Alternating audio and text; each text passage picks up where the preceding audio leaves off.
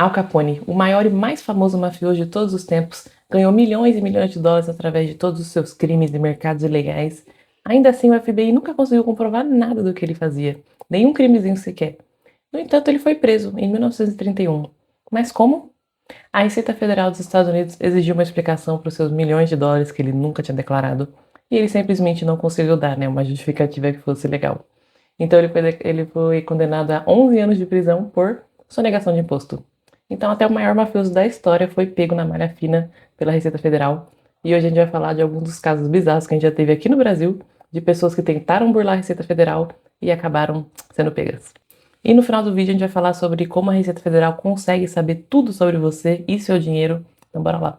Em 2014, em Curitiba, no Paraná, a Receita Federal, junto com a Polícia Federal, executou a operação chamada Grande Prole, onde eles pegaram um único contador que fraudou mais de 400 declarações de imposto, onde ele basicamente inflava as declarações para as pessoas receberem grandes restituições.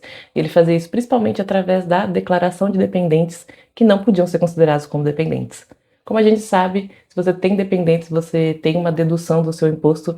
Então ele foi colocando dependentes aleatórios nas declarações dos clientes para eles receberem restituição. Dentre as bizarrices, teve uma pessoa que colocou a mãe de mais de 80 anos de idade como dependente na categoria estudante do ensino fundamental, e outra pessoa colocou o pai, que já tinha morrido, como dependente também. E a consequência foi um prejuízo estimado de cerca de 18 milhões de reais para os cofres públicos. Só que, gente, isso não funciona. A Polícia Federal consegue cruzar os dados, consegue cruzar o CPF dos dependentes, ver se realmente é justificável. E no final todo mundo teve que pagar para a Receita Federal o que devia, desconsiderando esses dependentes fantasmas, e ainda assim somando uma multa de 150%, que é o máximo que você pode pagar quando você é pego por uma fraude na declaração de imposto de renda. E ainda tiveram que responder processos criminais de falsidade ideológica e crime contra a ordem tributária. Simplesmente não valeu a pena. Outro caso relatado também no Sul foi de pessoas colocando pets como dependentes na declaração. Elas tentavam declarar eles como pets para tentar deduzir o imposto sobre as suas despesas com veterinários. Da mesma forma que a gente tem a dedução com despesas de saúde para seres humanos, eles estavam querendo fazer isso com despesas de veterinário para pets. Só que isso não funciona, né? Como a gente sabe, dependentes têm que ser pessoas, seres humanos, que tenham CPF. Então, através de cruzamento de dados, seja das notas fiscais das clínicas, ou pelo simples fato de não ter CPFs ali na declaração, ou não ser CPFs válidos, a Receita Federal consegue pegar isso muito facilmente. Então, também foram cortados e tiveram que responder pela tentativa de fraude. E, obviamente, tiveram que pagar o imposto devido retroativo descontando esses dependentes e também pagar a multa de 150% quando você tenta fraudar a Receita. Outro caso foi de uma pessoa que tentou deduzir do seu imposto consultas que fez no ginecologista, e até aí tudo bem, né? O único problema é que era um homem, então isso chamou a atenção dos auditores, chamou ele para tentar justificar e, obviamente, ele não conseguiu. E ele acabou sendo pego na malha fina e precisou corrigir sua declaração.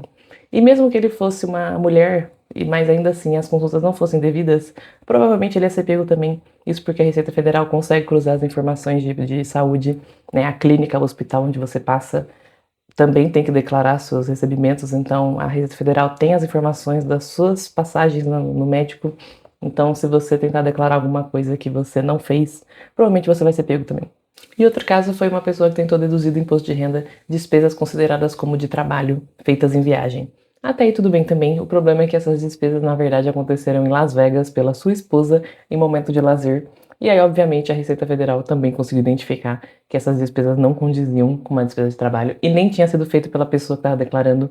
Então também, facilmente cruzado as informações, esse tipo de coisa é muito facilmente pega.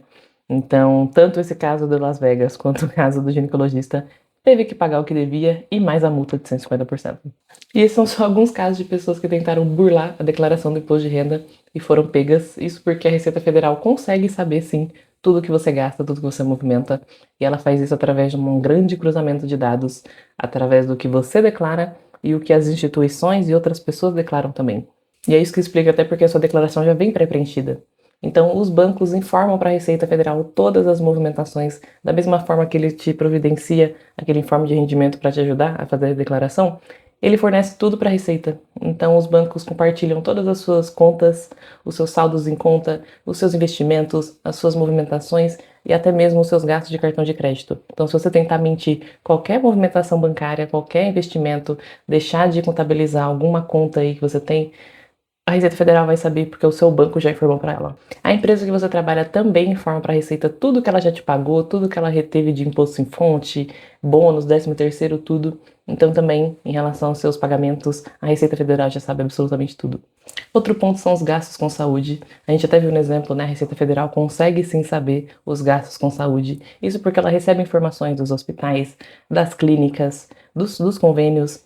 Então é muito difícil tentar declarar uma coisa que nunca aconteceu, uma consulta de saúde que não aconteceu, porque vai aparecer lá que o seu médico, o seu hospital ou a clínica não informou esse recebimento, então vai gerar uma divergência ali de você falando que pagou uma consulta e o hospital, a clínica falando que não recebeu por essa consulta. Então esse é outro ponto que a Receita Federal consegue muito facilmente cruzar as informações. Compra e venda de imóveis, aluguel de imóveis, esse é outro exemplo de que é muito tranquilo de fazer um cruzamento de dados. Então, se uma pessoa está recebendo o aluguel de alguém e deixa de declarar, a outra pessoa está declarando que pagou. Então, vai gerar uma divergência. Então, a Receita Federal vai investigar para ver onde é que está ali a falha. Fora que as imobiliárias também precisam declarar os seus recebimentos, as suas transações. Então, também está tudo registrado ali, a Receita Federal sabe de tudo. Compra e vendas de carros também. Se alguém vendeu um carro, alguém precisa ter comprado esse carro e as informações precisam bater. Fora que os órgãos envolvidos, o Detran, o próprio banco envolvido na transação, também vão compartilhar os dados, então muito difícil burlar isso também. Resumidamente falando, a Receita Federal faz um grande catadão de tudo que todo mundo declara, pessoa física, pessoa jurídica, todas as instituições, e começa a cruzar os dados para ver divergência. Se alguém comprou alguma coisa de um lado, tem que ter alguém que vendeu do outro lado. Se alguém prestou um serviço de um lado, tem que ter o recebimento do lado.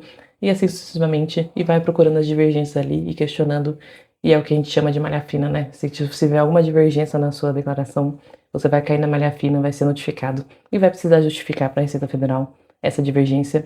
E uma novidade que pouca gente sabe e a Receita Federal já confirmou é de que ela usa IA para analisar as redes sociais das pessoas e tentar identificar divergências entre o estilo de vida da pessoa e o que foi declarado ali na declaração. Então, se tiver ostentação de algum bem, mostrando alguns luxos que não condizem com a sua declaração, a Receita Federal pode usar isso sim como justificativa para te chamar e exigir explicações do porquê que existe essa divergência.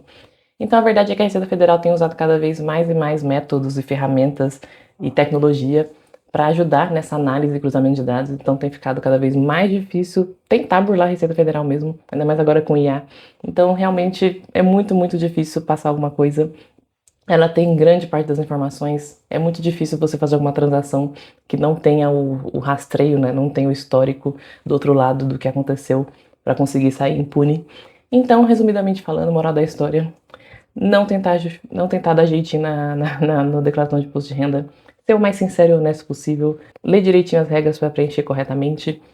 Em caso de dúvida, procurar ajuda, tem muito conteúdo aí na internet, procurar um contador, enfim, alguém que possa te ajudar, porque realmente é uma coisa chata que a gente tem que fazer todo ano, mas é algo extremamente importante, algo extremamente sério, ninguém quer cair na malha fina, então tentar preencher o melhor possível e ser o mais honesto e transparente possível para evitar qualquer dor de cabeça, porque as multas, como a gente viu, podem chegar até a 150% do valor inicial, então realmente é um prejuízo muito grande e não vale a pena tentar burlar e fraudar o governo. E fica aí o lembrete, né? O imposto de renda de 2026 pode ser preenchido até 29 de maio, às 23h59. Então eu fico por aqui, obrigada por assistir e eu desejo um ano muito tranquilo, sem malha fina para todo mundo. Até mais!